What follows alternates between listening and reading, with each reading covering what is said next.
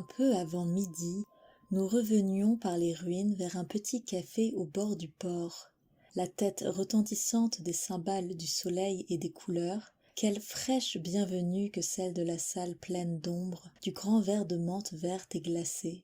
Au dehors, c'est la mer et la route ardente de poussière. Assis devant la table, je tente de saisir entre mes cils battants l'éblouissement multicolore du ciel blanc de chaleur. Le visage mouillé de sueur mais le corps frais dans la légère toile qui nous habille, nous étalons tous l'heureuse lassitude d'un jour de noces avec le monde. On mange mal dans ce café, mais il y a beaucoup de fruits, et surtout des pêches qu'on mange en y mordant, de sorte que le jus en coule sur le menton. Les dents refermées sur la pêche, j'écoute les grands coups de mon sang monter jusqu'aux oreilles. Je regarde de tous mes yeux. Sur la mer, c'est le silence énorme de midi. Amis des mots, sauriez-vous reconnaître le grand auteur qui se cache derrière ces lignes? Je vous aide. Serait-ce A. Jean-Jacques Rousseau, B. André Gide, C. Saint John Perse ou D. Albert Camus? Je relis une phrase de cet extrait ou une anacolute. Pour les amoureux de procédés littéraires, une anacolute vient rompre la construction syntaxique et retranscrire l'émoi du narrateur.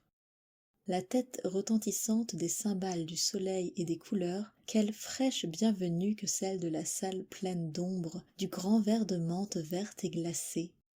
Alors, il est temps d'arrêter votre choix. Est-ce donc A. Jean-Jacques Rousseau, B.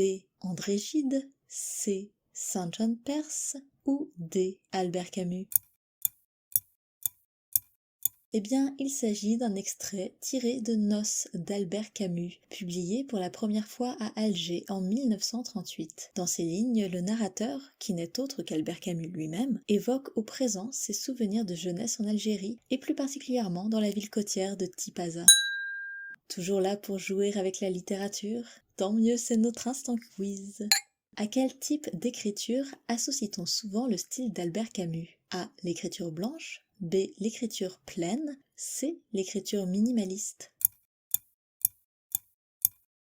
La réponse est A. L'écriture blanche. En quelle année Albert Camus a-t-il reçu le prix Nobel? A. 1947, B. 1957, C. 1961. La réponse est B.